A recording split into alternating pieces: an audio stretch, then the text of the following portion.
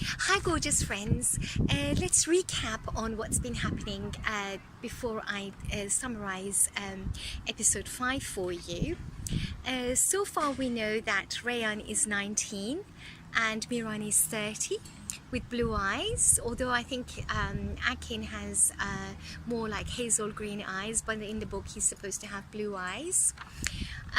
We know that the events 27 years ago resulted in Azize having to leave in shame Midyat, and that's when her plan to take revenge on the shadow glues, in particular Hazar shadow glue, began. And he's been grooming Miran all of that time. We also know that Reyyan has a very special characteristic. She has dreams in which she has visions of what's going to happen to her in future. So she can see things in the future happening. And a lot of what were in her visions at the first scene of the first episodes have actually come true so far. We know that episode 1 was about the revenge plan. This is when we got to know about the deceit that Miran has been playing on the Shadow Glue family for the past 2 years. We also find out that there might be more to that story, that Azize had a sister called Elif, and what are the connections there within this whole game plan are yet for us to discover in the future forthcoming episodes. So the first episode was also about the courtship between Miran and Reyyan and their engagement henna party. The second episode was about the wedding, all about the wedding and the dreadful fight that took place during the wedding between Azat and Miran that led to the escape of Reyyan and Miran to the famous hut and the shooting of Gul. And of course it ended with the revenge being completed by Miran leaving Reyyan at the hut on the morning after their wedding, thus leaving her dishonored. The third episode was about the fire at the hut, how Reyyan is rescued from that, and how she's still desperate to kill herself and does that suicidal jump attempt over the bridge into the river. The fourth episode we discovered was about Miran and Reyyan's escape. So they didn't meet their end in the river. They were saved, and of course the cliffhanger end with the shocking entrance that he made, bringing her to his mansion. So let's now talk about episode 5. Episode 5, I think, is about a beginning of trust and friendship between Reyyan and Miran. And Miran taking every step possible to keep her close to him from now on, keeping her in the mansion even if it is to be locked up away in his room, and to really very in his own gentle way looking after her and watching out for her. So we have the entrance, the shocking entrance where he announces that Reyyan is there to stay. You have Gonul break down, no, you can't bring that girl to our house, and she has a breakdown. In this, she's not listening to anything. Reyyan is not able to listen because immediately her eyes see Azize, that dreadful woman who left her in the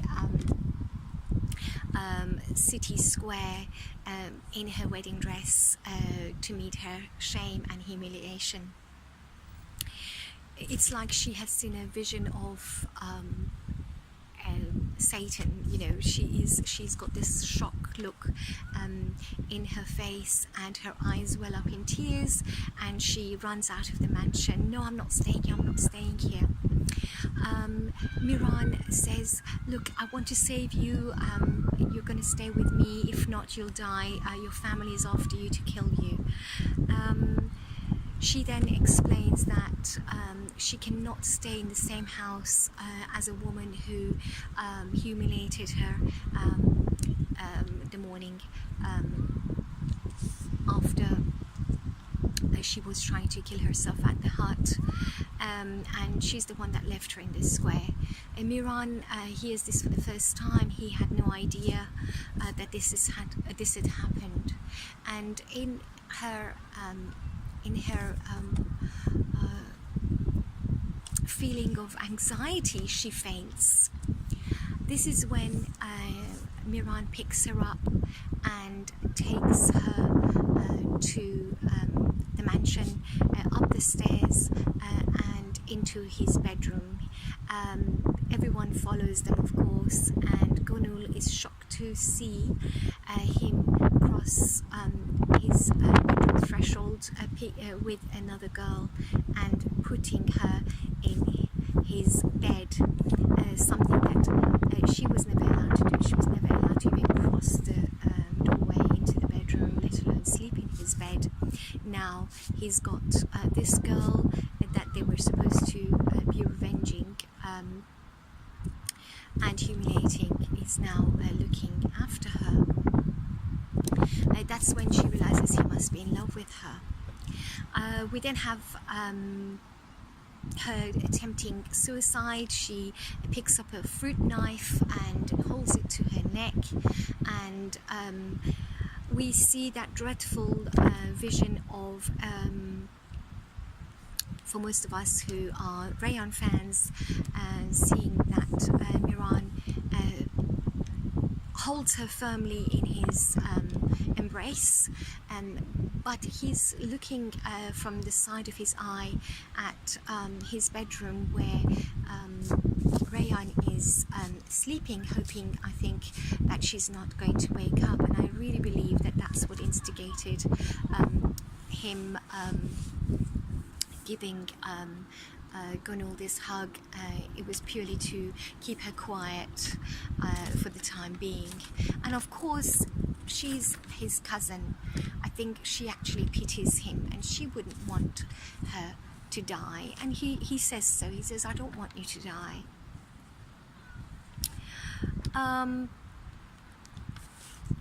We then have word get to Zahra that A, Miran is married, B, Reyyan jumped off into the water and almost died because of him, but C, he has got her now imprisoned in his mansion. So she immediately rushes, as the woman, the caring woman, the lioness that she is of a mother, rushes to the Aslam Bey mansion, knocks on the door, and we have that famous scene where Miran comes out. All the guards put their head down in shame because they know what's going on. They can see with their own eyes that there is this, they have got this poor innocent girl of this lovely, wonderful woman held captive in the mansion through no fault of her own, and they just bend their head down and they can't stop her as she curses at Miran and suddenly grabs a gun from one of their pockets and points it at him, trying to shoot him. He then says, can't you see I gave my word to your husband that I will keep Reyyan safe. That's why she's with me, and until she's with me, she's going to be alive. If I let her go, she will definitely die. And if you were to take her, where would you take her? Have you thought about that? Have you thought of where you're going to hide her? At this point, she points the gun down to the floor, realizing that she hasn't really thought this through. She has nowhere to take Reyyan, and puts her head down in her sorrow and misery and walks away defeated, knowing that there is nothing she can do at this point in time but to let her stay there with Miran for now. Then we have, before she leaves, her shouting and screaming for Reyyan, "My daughter, I'm here, I've come to get you." And Reyyan has at this point woken up from the screaming, from when she had fainted and was in Miran's bed. She hears her mum's screaming. She shouts, "Mum, mum, mum." And next thing you know, Miran walks in without her mum, and she says, "I can't believe how cruel you are. You are heartless. You have no conscience. You have you're heartless. You didn't even, you've taken me, you've done everything to me, and now you don't even let me see my mum or my sister. You don't let, and he walks out. He knows that she's absolutely right, and he walks out again in tears, knowing that from now on he's going to hear a lot of cursing from Reyyan as well about everything that's happened to her. In the meantime, Elif, who's been observing, is beginning to, her suspicions are arising, and she had overheard about this so-called revenge plan for the first time in the square when Aziza first met Nasu. She was there and she heard and saw everything. So now she's putting two and two together, and she goes to the poor girl's bedroom, to the window, until Reyyan notices her. She opens the window and she says, "So you are the girl they have taken revenge on. You are the poor innocent girl." Reyyan says, "Wait, what revenge? What revenge?" At this point, Elif, who's scared people will see that she's chatting to Reyyan, walks away. This is Reyyan's first exposure to the fact that everything that's happened to her over the last few days is because of some sort of revenge plan. She almost cries herself to sleep, and whilst she was asleep in the middle of the night, we have the scariest vision of Gonul creeping into her bedroom, picking up a pillow and putting it on her face and trying to suffocate her to death, literally. Gonul, we know, is a victim herself. She's a victim of her grandmother's wrath. She's a victim of this game plan, and she genuinely loves Miran. Therefore, she's gone completely crazy.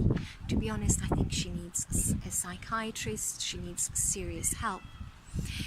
So that's why she attempts to kill Reyyan in her rage, to putting a stop into all this nonsense, so that she can finally be a proper wife to Miran, and Miran a proper husband to her. And the only way that this can be achieved is through Reyyan's death.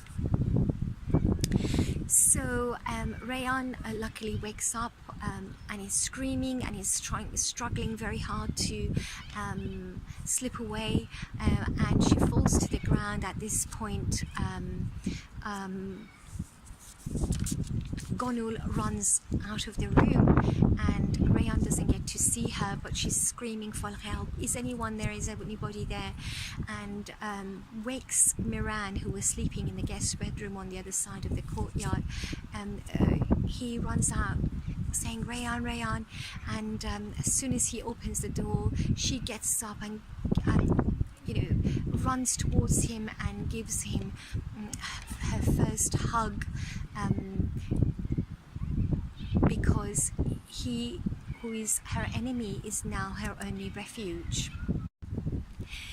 So that night Miran decides to sit behind her door to keep an eye on things while she sleeps, and as the and she decides to sit on the floor as well, feeling very sorry for him, and asks, what is this revenge plan? And he says that it's so bad, it's best that I don't tell you, because if you find out, it's going to, it's not going to be very pleasant for you to know. So she sits on the floor. They are back to back with the door between them, and in the morning she sees that his wound has bled through this shirt, and she says, look, you can go and get some sleep. I'm not going to run away. I'll sleep as well. And he decides to give her the key to the room, so that she can lock herself in every time she's in there to keep herself safe. This is again another element of trust building between them. She can't believe it. She's so happy that she decides to actually get changed into the clothes that she had received from him. He had requested Firat to buy her some clothes, and he had even given her the size of her shoes, which is size 37, another Reyyan humour there. And so she decides to get dressed. He sends Esma, their chief maid, who's actually Firat's mum, and introduces them to each other, and entrusts her in Esma's care. Esma brings her breakfast, which refuses to eat, so Esma tries to break the ice and says, look, I raised Miran, he's not who you think he is, and in time everything will be revealed to you, but all I can tell you is that he's never, in the 30 years that I've known him, he has never felt this way about anybody. He has never looked at anybody the way he looks at you, and he's never fought for anyone the way he fights for you.